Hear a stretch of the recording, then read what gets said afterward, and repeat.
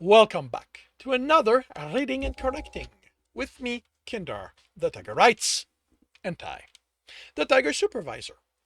These are where I read a chapter from one of my stories and correct it as I go.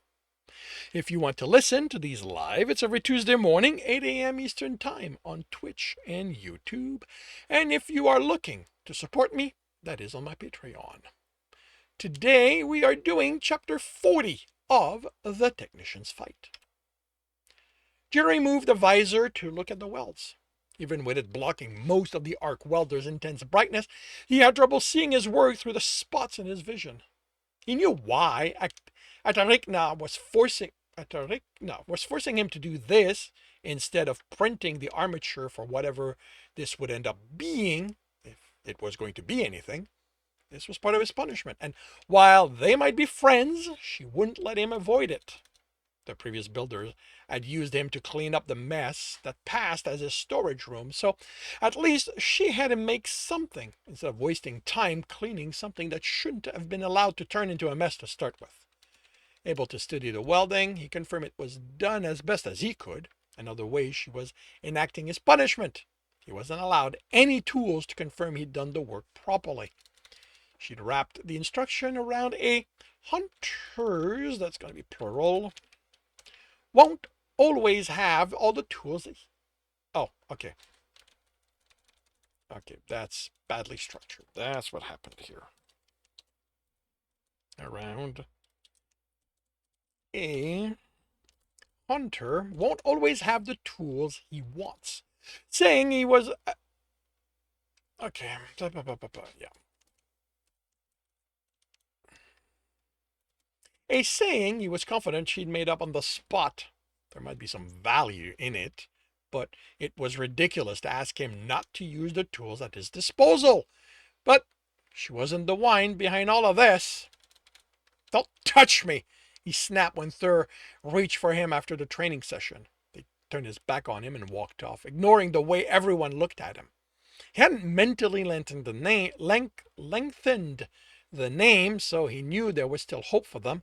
But he needed to resolve the utter unfairness of the punishment his supposedly friend had saddled him with.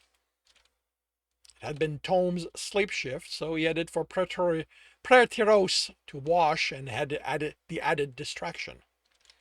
Another weld, more waiting for the spots to clear than checking it. And moving on to yet another bar of the armor. And moving on to attaching yet another bar to the armature. What is this even going to be? He asked Atarikna when she came in to check on him.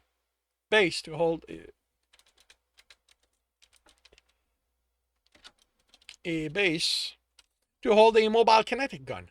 He looked at what he was assembling, estimated the rest of the mass once the armature was finished. Mobile by what standard? Even before you add that gun, that's going to be impossible to push. I'll add anti-gravity to cancel the mass. You can't cancel all of it. You need some percentage of friction, otherwise you'll be stuck needing someone ahead to keep it from sliding out of control. He frowned and stared at her. Are you using me to find problems with your design? She chuckled.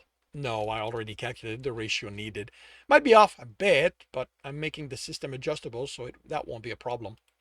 You could just print this. Maintenance and repair have printers that can handle something this size.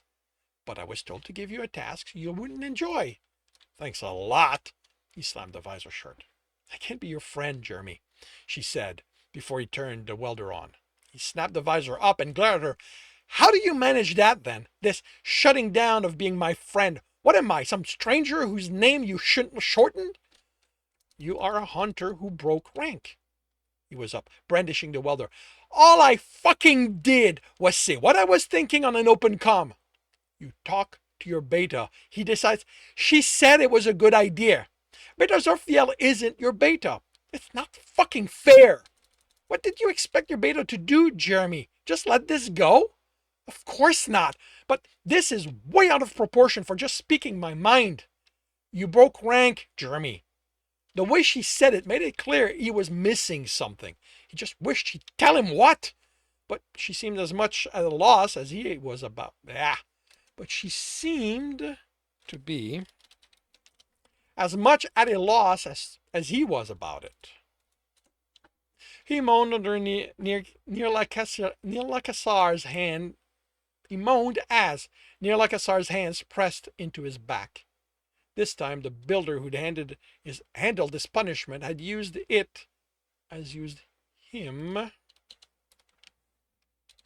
as a cargo mover. Jeremy had been able to tune out the utterly monotonous activity, but his body had registered all the work, and a massage had been the only cure he'd been able to think of for all the aches he'd gained.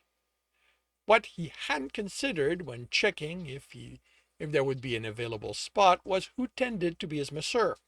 He suspected he'd have to specifically request someone else for Thur's mate not to make herself available. And now that he was here with her undoing knot after knot, the usual silence was becoming unbearable.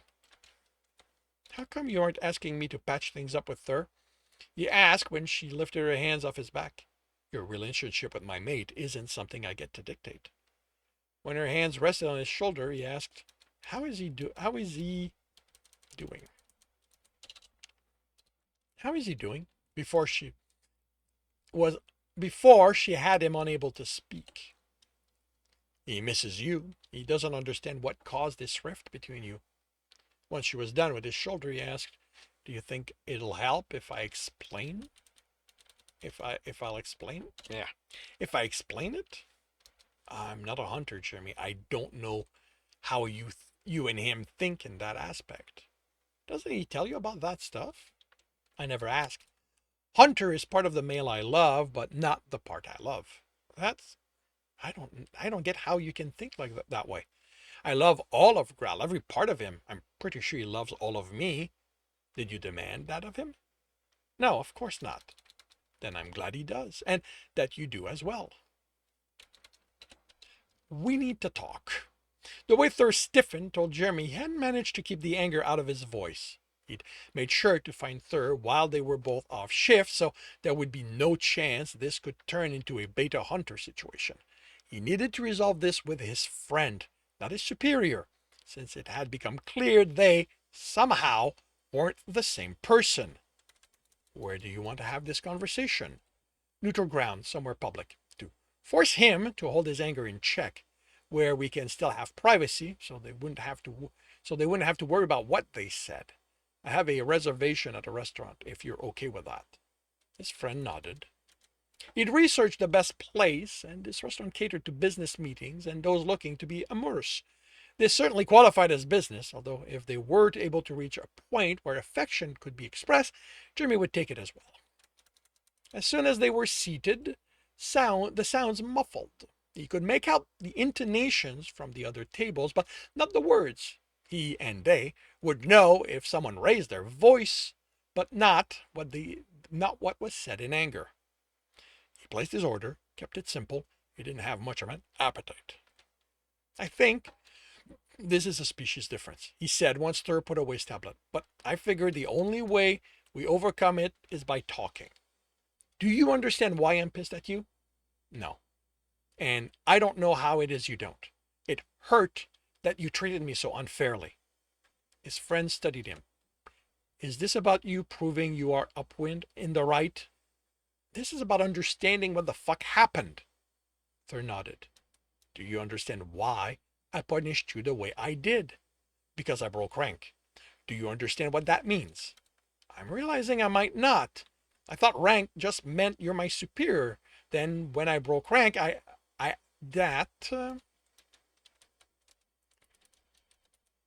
that when I broke rank, I acted without your approval.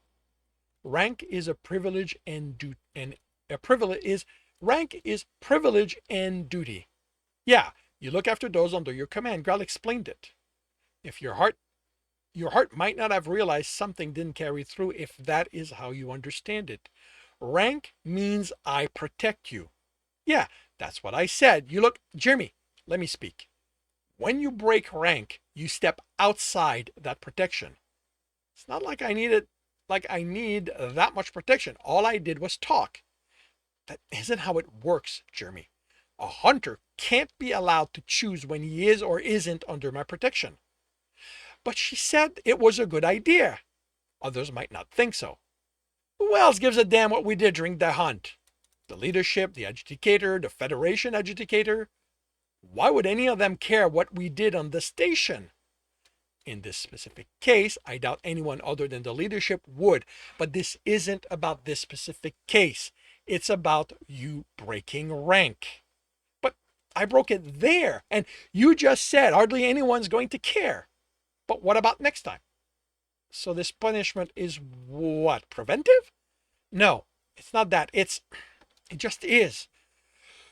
You broke rank, Jer. You put yourself in danger when I'm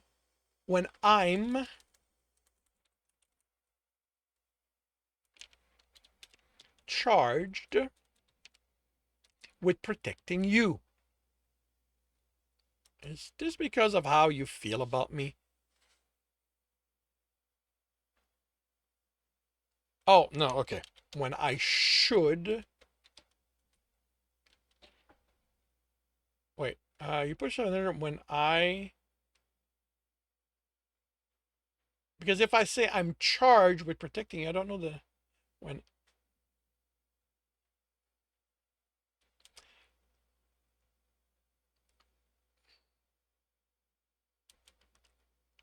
You put yourself in danger when I'm supposed to...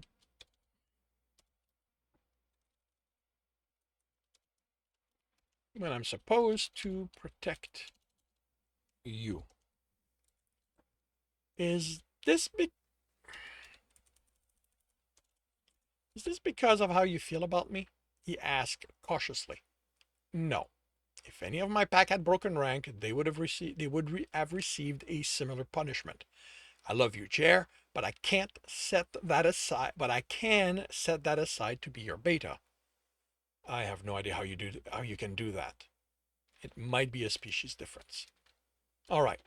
So, me breaking rank puts me in danger. You don't want that? I'm not allowed to let it happen, Chair. But you can't control what others do. It's my job as your beta to make sure you understand you can't do it. Maybe it's so ingrained in your species you haven't been confronted by it before. It happens. I'm not the first one to have to punish a hunter in his pack for it. But I doubt any of them did it without knowing what they did. I know I broke rank, but you still don't understand what it means. I put myself in danger and you can't allow that to happen. And you still don't understand what that means. I'm trying. I know. While third thought, their food was delivered. Jeremy forced himself to spear a cub. Yeah, no, not in this context. A cube, dunk it in sauce and eat it. And Helaravnir set down the ranks so that all would know where all stands. Thur recited, from the hunter to the alpha, rank upon rank, duty accumulate. Duty to never forgo, else the fall takes all. Jeremy waited for his friend to continue. This duty wasn't set on me by your alpha. He acted for our God. And Ravnir is who made me a beta, who placed hunters under my care. Our alpha isn't going to demand to know how it was you broke rank. He trusts that I will handle the situation. But when my time in the forest comes, I will have to look at Ravnir and explain myself to him. Explain how I let one of his hunters face peril when he was entrusted in my care. You're that scared of him? It's not fear. It's having let him down, not having lived up to what he saw in me. He sighed. I can't explain it any better than that, Chair. You're right. It's something ingrained in us. Enough that rank made it outside the hunters. It became how every section of work is divided, with equivalent responsibilities. The leadership's trying to get it out of the military, but they've yet to make that happen. So it's religious. It's about your gods. It's more than that, Chair. We lack a common frame of reference. The idea of some fictitious figure having that much of an effect on his friend was utterly beyond his ability to understand. But this is what I'm getting. Me going through you when on a hunt is more important than me getting an idea out there for someone to act on quickly.